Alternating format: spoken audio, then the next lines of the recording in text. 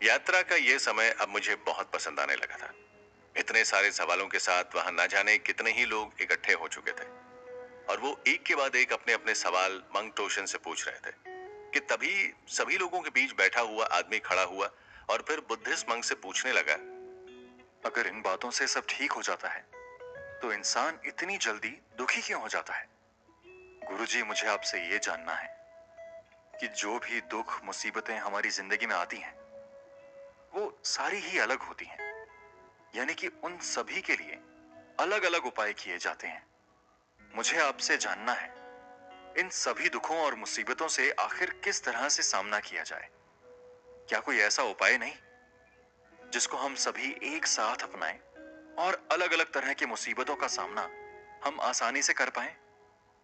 उस आदमी की बात सुनकर मैं बहुत ज्यादा हैरान हो गया था, क्योंकि मुझे ऐसा लगने लगा था कि मानो हर कमरों में ताले लगे हों, लेकिन ये आदमी एक ही चाबी से सारे तालों को खोलना चाह रहा हो। ऐसा कैसे संभव था?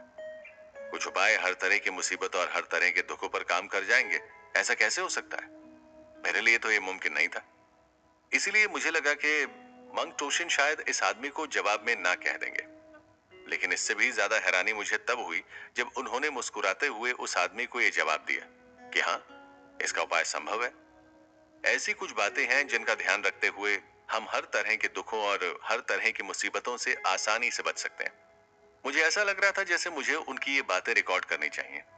इसीलिए मैंने अपना कैमरा किनारे पर लगाकर छोड़ दिया और मैं भी उन्हीं के पास जाकर आराम से जमीन पर बैठ गया और मंग टोशिन की बातों को सुनने लगा। मुझे तुम्हारे सवाल से बहुत खुशी हुई है।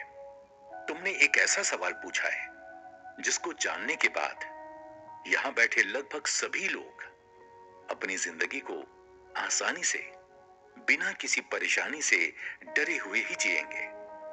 अगर तुम जानना चाहते हो कि इन सारी ही परेशानी और मुसीबतों को केवल कुछ उपायों से ही कैसे दूर किया जा सकता है, तो तुम्हें मेरी कुछ बातें माननी होंगी।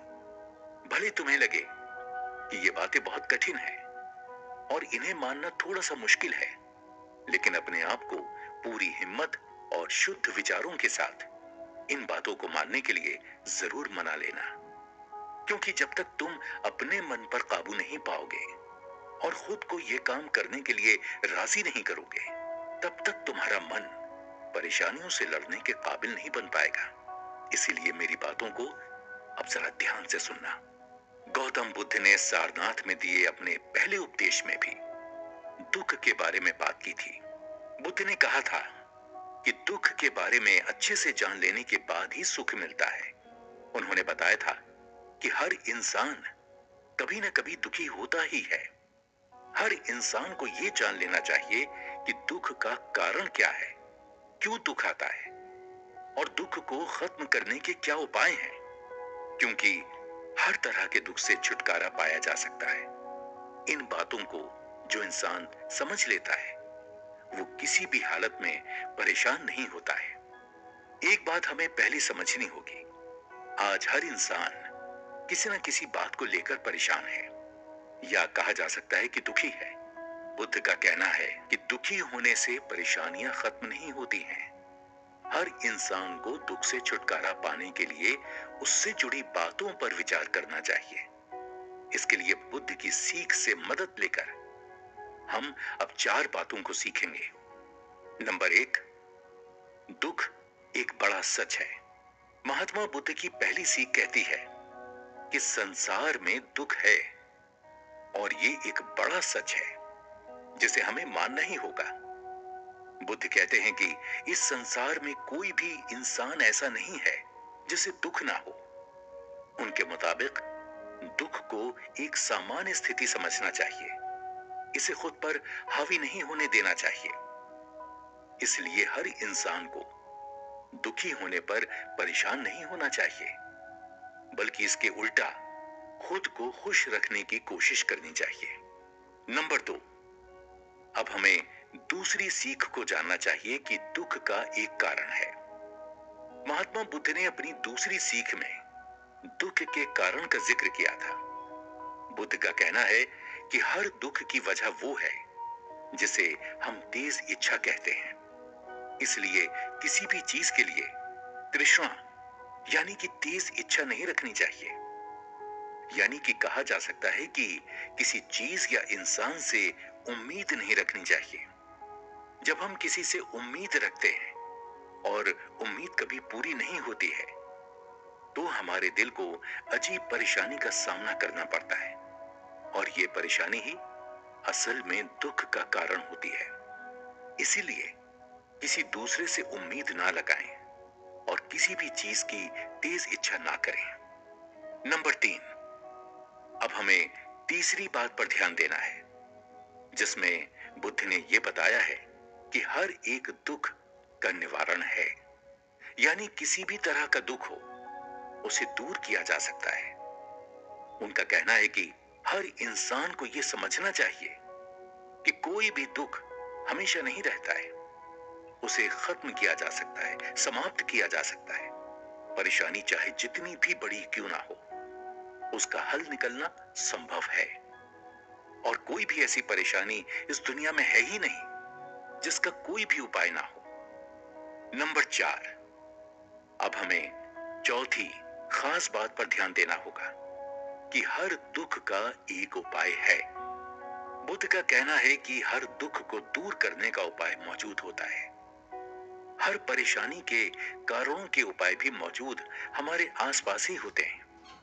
दुख को दूर करने के लिए इंसान को बुद्ध के बताए गए सद्मार्ग यानी अष्टांगिक मार्ग को जानना चाहिए, जिससे कभी दुख महसूस नहीं होगा। गुरुजी, अष्टांगिक मार्ग क्या होता है? बौद्ध धर्म के अनुसार चौथे आर्य सत्य का आर्य अष्टांग मार्ग है। जैसे तुम्हारी भाषा में इसे दुख से दूर जाने का रास्ता कहते हैं, गौतम बुद्ध कहते थे कि 4 आर्य सत्य की सत्यता का निश्चय करने के लिए इस मार्ग का पालन करना चाहिए, जिसमें पहला है सम्यक दृष्टि, जिसमें है 4 आर्य सत्य में विश्वास करना। फिर है सम्यक संकल्प, इसमें है मानसिक और नैतिक विकास की प्रतिज्ञा करना। तीसरा है सम्यक वाक, जिसमें हानिकारक बातें और झूठ ना बोलने पर ध्यान दिया जाता है। और फिर आता है सम्यक कर्म, जिसमें पालन करना होता है कि हानिकारक कर्म ना करें। अब पांचवा आता है सम्यक जीविका। इसमें कोई भी स्पष्टता या अस्पष्टता, हानिकारक व्यापार ना करना जिसमें किसी का बुरा हो। फिर आता है सम्यक व्यायाम, इसमें अपने आप को सुधारने की कोशिश करनी होती है। और सातवां है सम्यक स्मृति, इसमें स्पष्ट ज्ञान से देखने की मानसिक योग्यता पाने की कोशिश की जाती है। और आखिरी है सम्यक समाधि, यानी कि निर्वाण पाकर स्वयं की मुक्ति होना। कुछ लोग आर्य अष्टांग मार्ग को पथ की तरह समझते हैं, लेकिन इसमें आगे बढ़ने के लिए पिछले के स्तर को पाना आवश्यक है। और लोगों को लगता है कि इस मार्ग के स्तर पर सब साथ साथ पाए जाते हैं। मंग टोशिन की बात सुनकर आदमी अपने सवालों का जवाब पाकर बहुत संतुष्ट था, लेकिन उस आदमी के बैठते ही किसी ने मंग टोशिन से बेहद गुस्से में एक सवाल किया। उस आदमी का सवाल कुछ ऐसा था जिसे सुनकर मेरा भी मन बेचैन हो उठा, और मैं भी बुद्धिस्ट मंग टोशिन से उसी सवाल के जवाब के लिए इंतजार करने लगा था।